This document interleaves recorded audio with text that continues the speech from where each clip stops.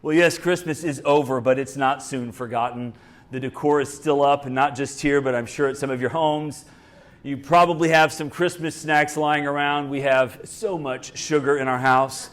And we even have the fun part, the Christmas trash in the garage. So with that in mind, we wind up our series, though, on the lights of Christmas. If you've been here at all the past month, you've noticed we keep mentioning John 8:12. And Jesus, such a powerful statement he makes.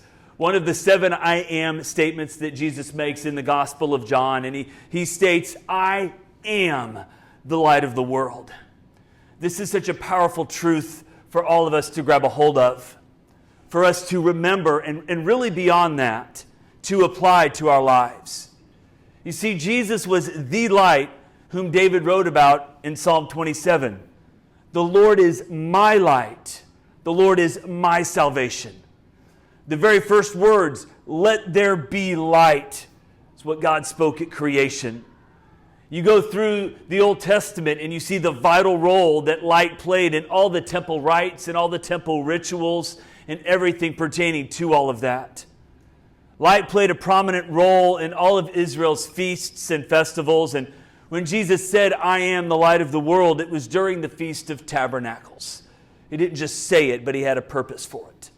The light of the world has come into the world to be with us. What a powerful truth this Christmas season. Last week, which seems like about a month ago, we focused. It really does. It seems like about a month ago, let's be honest. We focused on not just what Jesus said, but what Jesus said about us, about who we are. And when you begin to look at what Jesus says in Matthew 5, it begins to peel back part of our purpose here in this world. For make no mistake, we are to be the light of the world.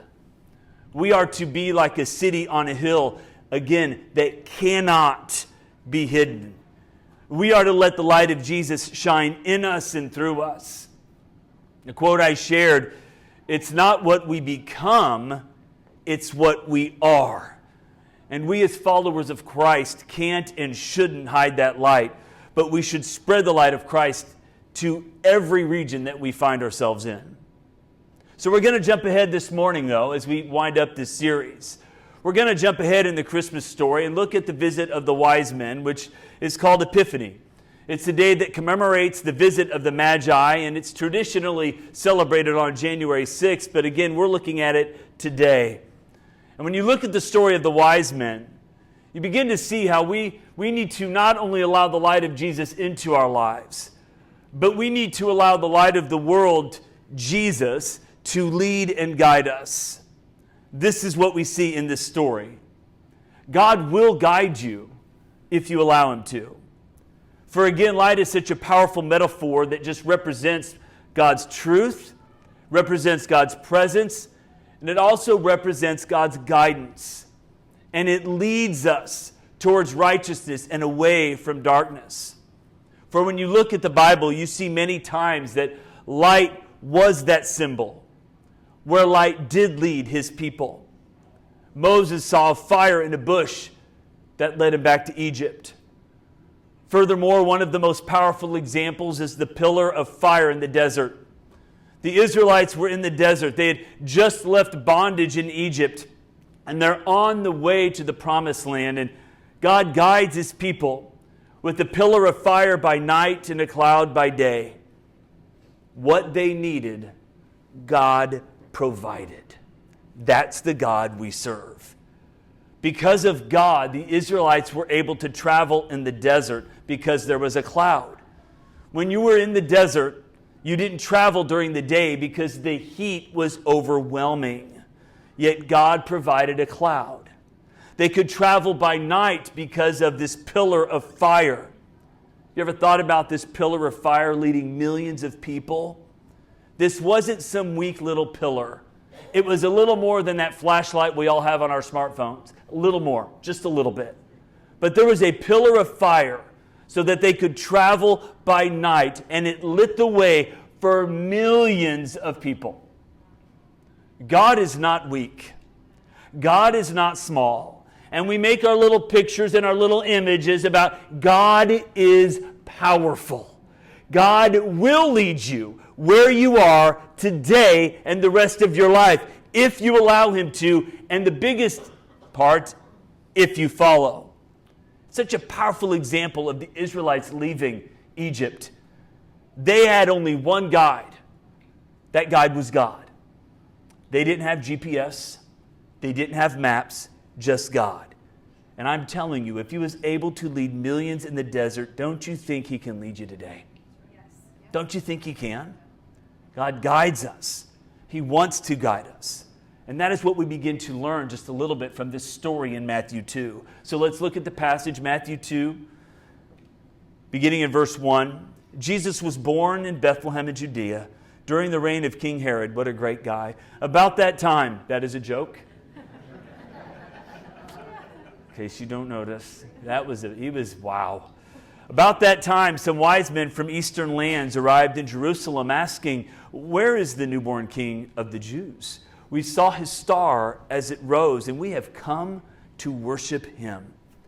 Make no mistake, the wise men show up in Jerusalem fully expecting there to be quite the buzz about this newborn king. But the actual buzz would have been about the arrival of these wise men from afar that are even talking about some newborn king of the Jews.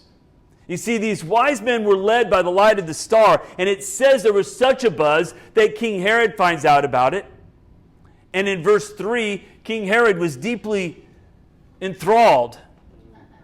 He was deeply disturbed. He was deeply troubled when he heard about this. As was, listen, everyone in Jerusalem.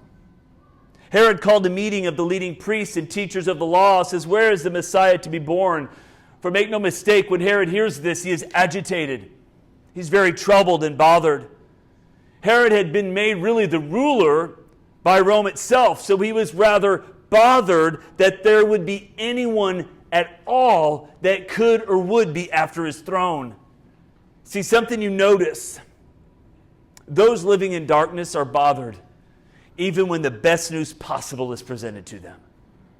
The best news that Herod ever could have heard, that Jesus, the Messiah, has been born, was literally dropped in his lap, and he pushed it aside. It's like tossing pearls before swine.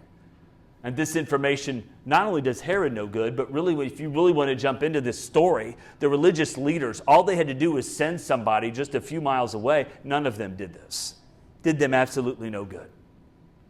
Verse 7, we skip down, said Herod called for a private meeting with the wise men, and he learned from them the time when the star first appeared.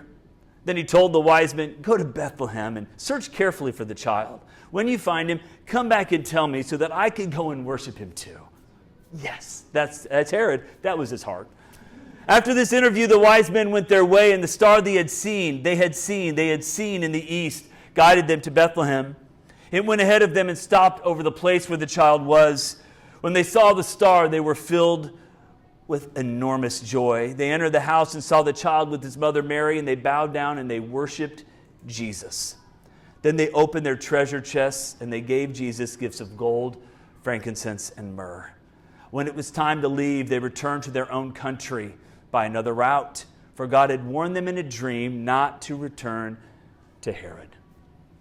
This powerful story has many facets, and a few jumped out to me this year as I've been studying it. And again, the light is what guides the Magi to Jesus. Note this, though. These were not holy men. They were not Christian men. They may have heard of the prophecies of some newborn king, possibly even from Daniel. Yes, that Daniel. But the truth is, these men were not followers of Jesus. They were not Jews at all. They were magi. They were stargazers. They were pagan astrologers. They would be people we would deem outside of the knowledge of Jesus. Yet God drew them because God met them where they were. They noticed the star, and this star leads them eventually to Jesus. I say this is such great news. God meets you where you are. Meets you right there. God will lead you. I can't get over this enough as we jump into the next year. God will lead you if you allow Him. And what I really enjoy about this story is the wise men had one goal. to worship the King. Their one goal was to worship the newborn King of the Jews. It was their end game. It was the purpose for their travels. They traveled mile upon mile, spent and used their resources to visit and see the King. They didn't jump in a car and drive down the street. They didn't drive 15 minutes, but miles upon miles. What a goal as we prepare to enter 2025. To worship the King. To be led by the light of the world. To do whatever it takes to be with Jesus. This is what I can glean from this story. They were willing to do whatever it took just to worship the King. Verse 9, I want to reiterate this one. Behold the star they had seen. They had seen. It's a star they had seen. And that line right there has been with me for weeks. The wise men we know were led by the star. They get to Jerusalem and meet with Herod. They get orders from Herod and finally leave Jerusalem. And the star they had seen, which means they didn't see the star while they were in Jerusalem. They didn't see it. And it seems like that can happen far too often in our lives. We are heading in the right direction, but something occurs that stunts and stops our movement. And so we're going to look at it for a few minutes is what are those things that can diminish the leading of God in our lives? What are those things? And I'm going to borrow a line from a Christmas book, a Christmas movie, How the Grinch Stole Christmas. And it begins to speak to why we can't see, hear, or even follow the light of God's leading. For what we mentioned today begins to dull and quiet our openness to God and even His Word. If you know anything about the Grinch, which I'm sure you do, the Grinch did not like Christmas. And this is what he states. For tomorrow I know all the Who girls and boys will wake bright and early, and they'll rush for their toys. And then, oh, the noise. Oh, the noise, noise, noise, noise. That's one thing I hate. All the noise, noise, noise, noise. Noise dulls the light of God, the light of God's leading in our lives. So what are some of those noises? The noise of distractions. I could probably call them all distractions, but we're going to look at them individually. We have the noise of distractions. Make no mistake, we are all prone to distractions. Unfortunately, it is at the touch of a button on our phone, and before long we've wasted 10 or 15 minutes of our lives, and we're down a trail we never meant to go on. We have these distractions from social media to errands to just anything, life in general. Distractions are all around us. We are distracted by the day-to-day, and in that distraction, we fail to even acknowledge God. Distractions begin to disorient us, and we begin to wonder which way is up. They begin to waste our time, our energy, and even our resources. The writer of Proverbs writes, "Look straight ahead. Fix your eyes on what lies right before you. Mark out a straight path for your feet. Stay on that safe path. Don't get sidetracked. Keep your feet from following evil." Now, I find it so interesting that the very last part of that verse, he says, look, don't get sidetracked. Keep your feet from following evil. You see, the more we get sidetracked, we are opening ourselves up to follow evil. Stay on that straight path. It's one of the reasons I so enjoy the story of Moses and the burning bush that I mentioned earlier. When Moses saw this burning bush, he was all alone in the desert, the backside of the desert. Then he saw the burning bush. I'm not saying you need to go find a desert, but get someplace even in your home where, and I should say when, the distractions can be minimal. Either arise early or stay up late. But do whatever you can to quiet the distractions, the noise of distractions in your life, and allow yourself to be open to hear and listen to God, to God's voice. So we have the noise of distractions. Secondly, we have the noise of assumptions. See, the wise men made an assumption. They showed up in Jerusalem, and figured that Herod and all Jerusalem would be abuzz. They assumed they were going to the right place to see and find out exactly where the newborn king was. They assumed they'd even find Jesus in Jerusalem. One thing I've noticed is assumptions can get us in trouble. Have you ever tried to assume what a spouse or a friend is saying to you or trying to say to you? You find yourself finishing and answering them before they even tell you what they are really trying to say. Is that just me? Is that just me?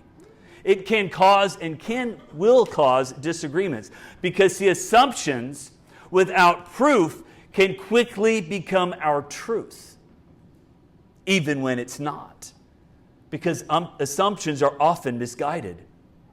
We even find ourselves making assumptions about God. We begin to assume God's intentions without actually seeking what His intentions are. We begin to assume that God's not listening or even worse, doesn't care. You know, in John 9, the disciples are with Jesus and they come across a blind man. And they ask Jesus, did this man sin or did his parents sin that he was born blind? Both assumptions are wrong. Jesus says that's not why this happened. That is not why he was born blind. That is not the truth. Or how about Job? If you know anything about the story of Job, Job lost everything. And his friends, if you wonder where you get the statement, with friends like these, who needs enemies, read the book of Job and listen to what his friends say. God was not pleased with his friends, to which God says to them, I am angry with you. I'm angry with you, for you have not spoken accurately about me, as my servant Job has. Assumptions can be dangerous. We have the noise of distractions. We have the noise of assumptions. And we have the noise of storms. You know, when you get a good storm, a good rainstorm, they can be very loud. They can grab your attention.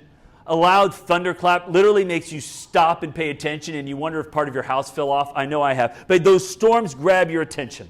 And if you've ever driven in a storm, you understand it fully takes all of your focus. You know, recently about a month ago, we had snow, and I found myself driving in that snow.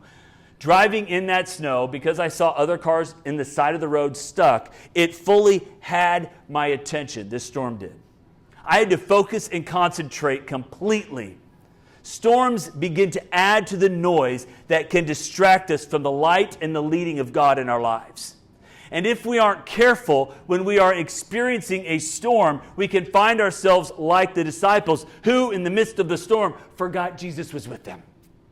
And I sometimes wonder if that's what we do. We are in a storm, you may be in one right now, and you've allowed that storm to so consume you, you forget Jesus is with you. Isaiah writes this, and I say this because as I just was praying about this week, this is for some of us here today that truly need to hear this. Isaiah 43 reads, when you go through deep waters, I will be with you.